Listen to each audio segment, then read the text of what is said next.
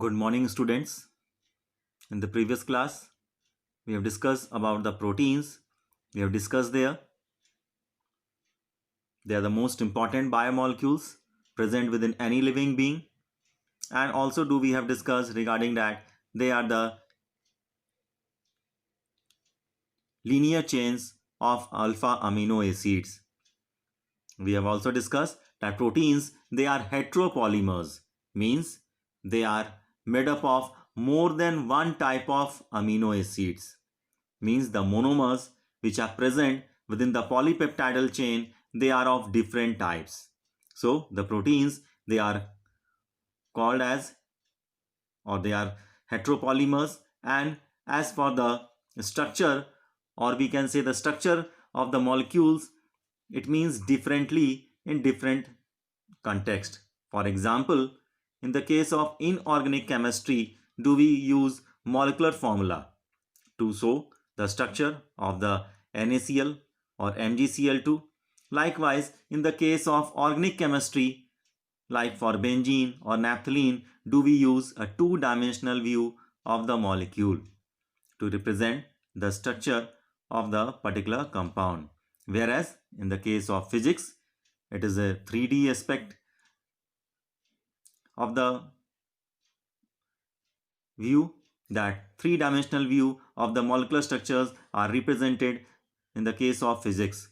But if we go for the structure of the proteins, in the case of biology, we may go through across that proteins, they are present at 4 different levels according to their structural organization within the living beings. So to understand the structure of the proteins, we will try to understand what are the proteins at different 4 levels. So they are as follows: primary structure, secondary structure, third one tertiary structure, and fourth type of structure is the quaternary structure. So we'll discuss one by one what is the primary structure. As the primary structure, it is a linear arrangement of amino acids from N terminal to the C terminal. For example, in this case, we may observe that 4 different amino acids have been shown here. The left end is having the amino group, right end is having the carboxylic group. So like that, 4 different amino acids having the R, that is the variable functional group, that has been written here, and there are 4 different types of amino acids have been shown here. And we have discussed the proteins. They are condensation polymers formed by the elimination of one molecule of water between the 2 amino acids. So as the OH group from one carboxylic group and from the amino group, one hydrogen atom would be removed away, one water molecule would be thus eliminated, and thus the peptide bond would be formed. So like that, in between the 4 amino acids, we can observe the bond has been formed, and like that all the 4 amino acids, they are linked together through peptide bonds. So this amino acid is linked to the other amino acid with the help of a peptide bond, which is the CONH bond. So we can observe the OH and H has been removed away. Now the remaining is CONH. This is the peptide bond. Likewise, all the 4 amino acids are linked to each other in the form of peptide bond. And we may say here that it is an example showing resembling of tetrapeptide, means 4 amino acids have been shown here. So it is an example of tetrapeptide. And whereas the number of peptide bonds, we can say, we can calculate it here, that the number of amino acids participating in the bond formation, we have to subtract 1. So obviously 4 amino acids have been participated here. So total number of peptide bonds would be 4 minus 1 means 3. So first bond is here, that is the first bond. This is the second bond, and this is the third peptide bond through which a chain of linear series of, we can say, polypeptide is being formed, or we can say tetrapeptide has been shown here in the diagram. So in the primary structure, we can say as a linear chain of amino acids whose left end is represented by the NH2 or the amino group, and where N-terminal amino acid, and whereas the right end is represented by the last amino acid, which is the C-terminal amino acid.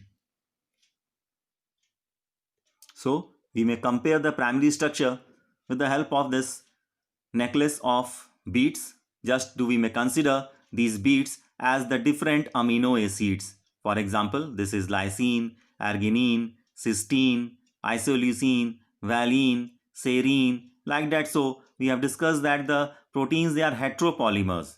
So obviously that these we can say the joints, that these are the peptide bonds through which these different amino acids, they are linked to each other. So we can say the proteins, they are heteropolymers, and we can understand that they are made up of more than one or more than one different types of amino acids.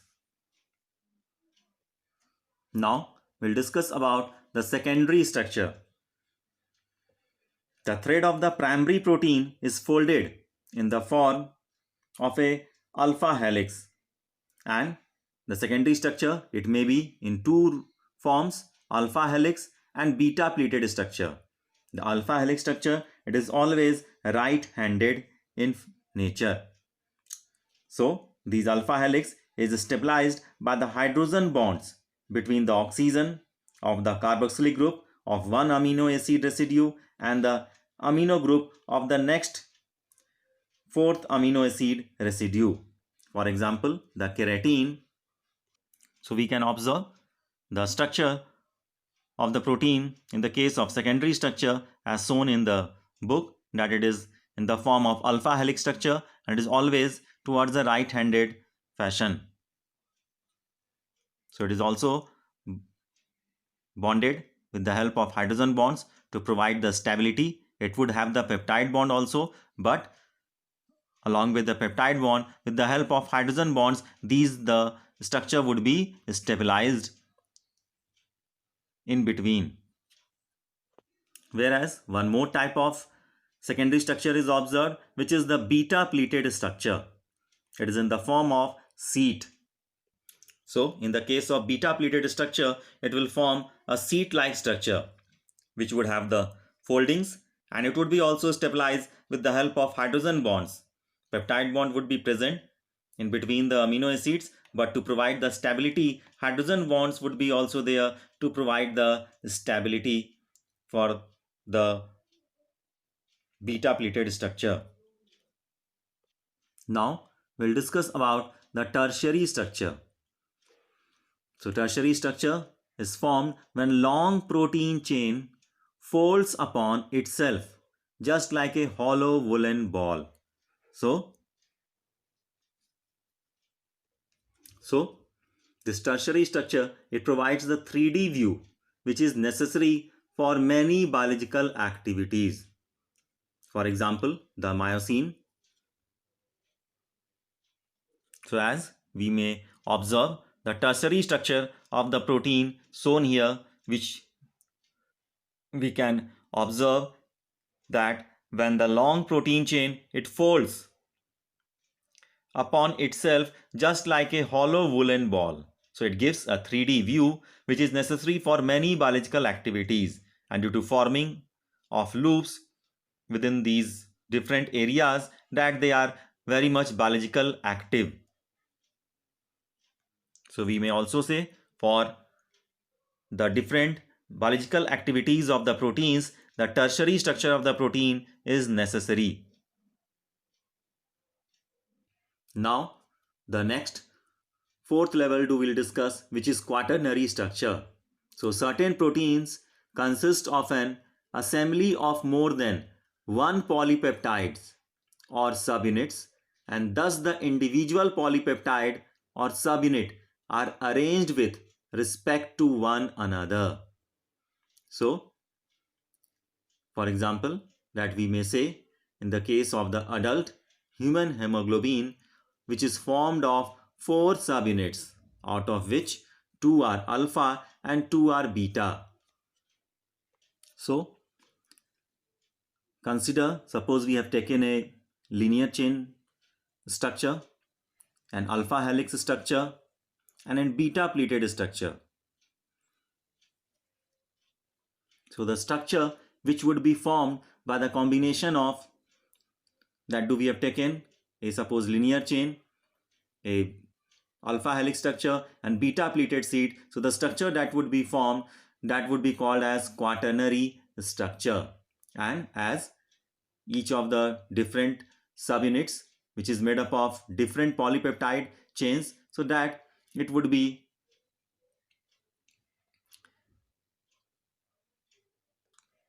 the fourth level of the protein structure, which is the quaternary structure. As we can observe in the diagram, a quaternary structure has been shown here, in which we may observe the subunits or the polypeptides, they are of different types. One may be of alpha helix, other may be of beta pleated sheet, like that. So one may be of linear chain, and they have been coiled upon each other to make a much more complex structure. So such type of structure is called as quaternary structure. So as in the case of, for example, adult human hemoglobin, it is made up of 4 subunits, out of which 2 are alpha and 2 are beta. So we have discussed about the 4 levels of the protein structure, that are primary structure, secondary structure, tertiary structure, and quaternary structure. Till so far here, thank you. Have a nice day.